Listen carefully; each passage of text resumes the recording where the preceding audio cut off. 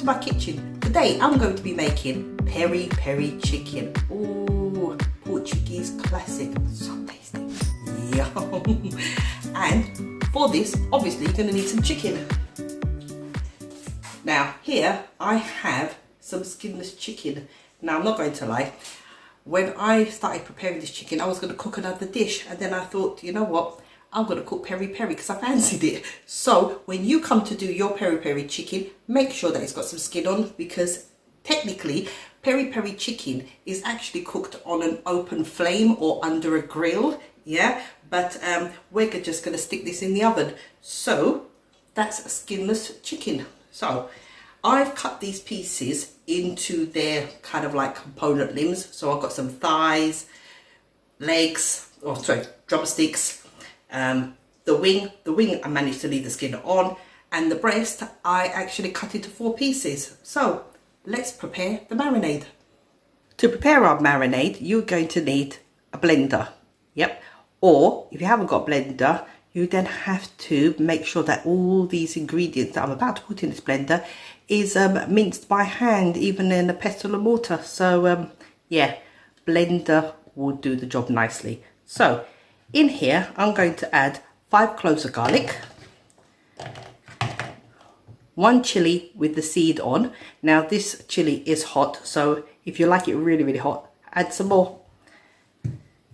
1 onion, which I'm just going to cut into smaller pieces so it's easy to blend.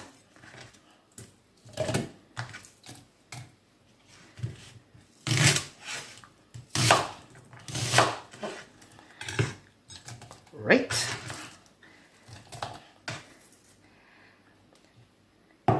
And we're also going to need the following: half a teaspoon of turmeric, and this is not for the taste but more for the colour.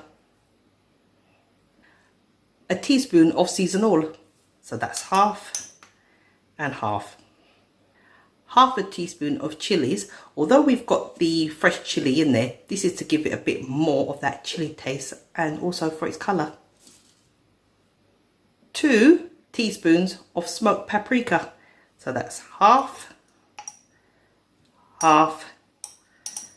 oops, half, yeah, and half. A level half teaspoon of rosemary, half a heaped teaspoon of thyme, half a heaped teaspoon of marjoram, 2 tablespoons of red wine vinegar, so that's 1 and 2, 2 tablespoons of olive oil, so that's 1, and when this eventually goes to the top, and 2, and 1 tablespoon of Worcestershire sauce. And also in our marinade, the juice of half a lime.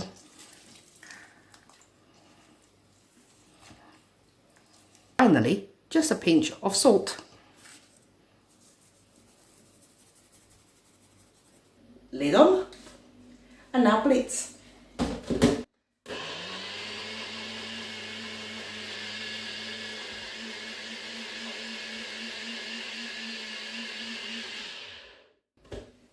And you really want this in a very smooth paste, or yeah, paste.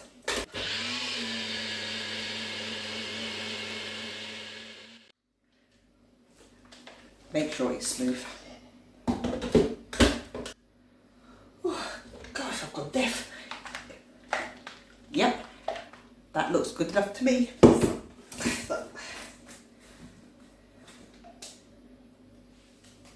Definitely good enough. Right, normally I would season without the gloves, but there's quite a lot of colour in this sauce, so I don't want my hands to get oh, it's batchy, look at that. Yeah, I don't want to get my hands stained. So in with our sauce, and I'm just going to pour that over the chicken, every single bit of it. Ooh, she says. squeaky. Oh, making a squeaky noise. Right. Now we just need to make sure that all the chicken pieces are coated with the marinade. Make sure that's all coated nicely. Right. Yep, that is good. I'm just going to give it a little clean from any remaining sauce in there. Make sure that's all nicely covered. Right. Job done. As always, you should, and it's nicer if you marinate this overnight, but I always forget to do it. So I'm going to stick this with a plate on top of it in the fridge for about half an hour, and hopefully it will do, well, it'll marinate and do its magic. Our chicken's been in the fridge for half an hour. I nearly said oven then. Yep, so that could go there.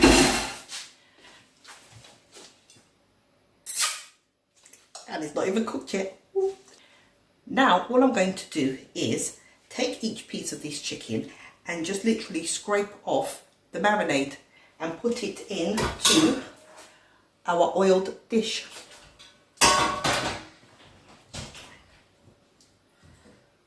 Oops. And there comes somebody through the front door. They must know that I'm cooking peri peri chicken. Hey, eggs. So that's one done. I put all the chicken pieces in there, and as you can see, I've just left a little bit of the marinade on the chicken because we don't want the marinade to burn at this stage. Yeah, so I've got a preheated oven at 180 degrees, so I'm going to put this in for about half an hour, and the first 15 minutes I'm going to come back to it and turn the chicken round. Now, while that is cooking, our remaining marinade, we're going to turn it into a sauce. On a highish kind of heat, I'm just adding in half a cup of water.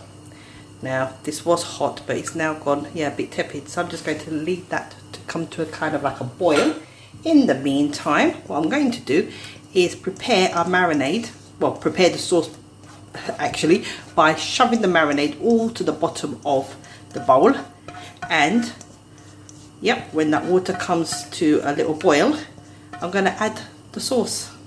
In fact, yep, I can see it's kind of like, yep, that's getting heated. I'm going to add it in now. And going to give that a stir.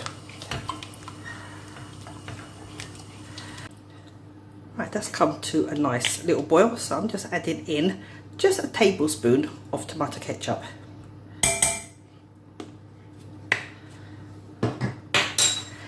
And I'm going to give that a stir. Now I'm going to cover this, leave it on a low heat for about 5 minutes, and then come back and check for seasoning. Here it is, our sauce, and it's not quite finished. In my little cup, I have put in a 1/4 teaspoon of corn flour, half a teaspoon of dark brown sugar, if you can see the dark brown sugar, and a tablespoon of cold water. And I'm just going to mix that. And what we want to do is get that sauce to thicken up a bit. So just mixing that in. And that's going to add a nice sweetness to it.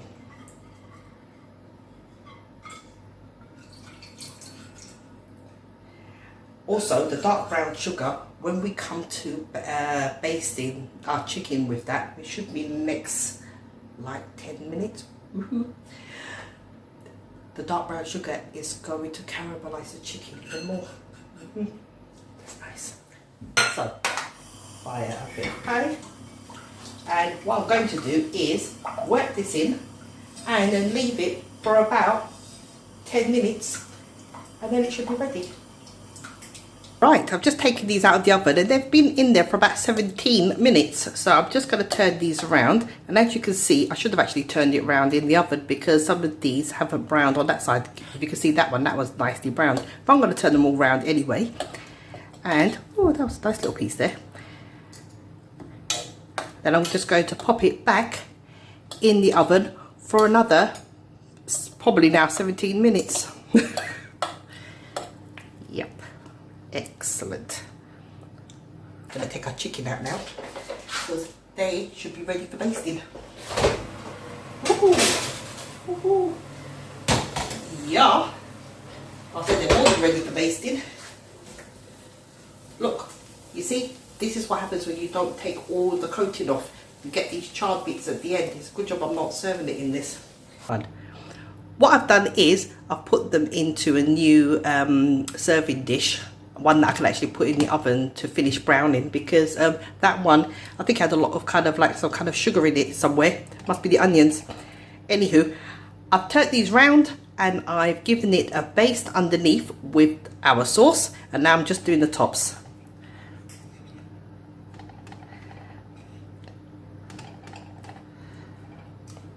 Yum. Yes, and finally that one. Right. Now I'm just going to stick that in the oven, literally, hopefully on high for about 5 minutes, and that's going to be ready. Woohoo!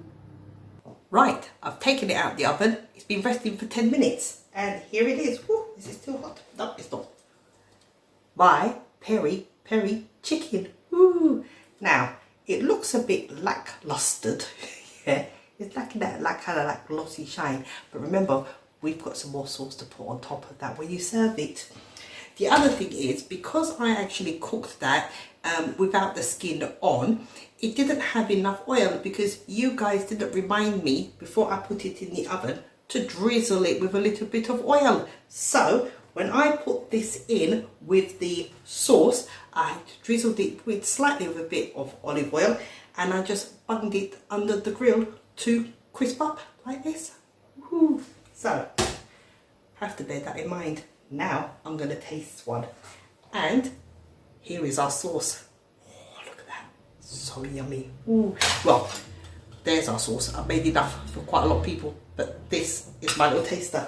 So this has been sitting here, and I've just spotted a nice little side piece. Look at that. Oh, yes.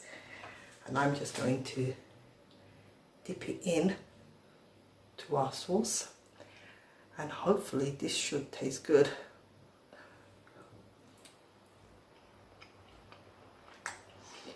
And I can double dip it in my sauce. I tell you what, it hasn't got the huge kick of the chilies like your peri peri sauce, but everything else about it is the same. Oh, that is really good. But I'm not gonna lie, it needs a bit more heat. So I think next time I do this, it's gonna have a lot more chilies in it, defo. And I think a bit of like cayenne pepper, something like that. But it is good. That sauce is literally, oh, that is really good. That is really good. I'm chuffed. So here it is with my sauce, my peri peri chicken. That smells amazing. Chilies afterwards. Maybe it doesn't need that much chilies after all. Here it is, folks. Here it is. Until the next time. See ya.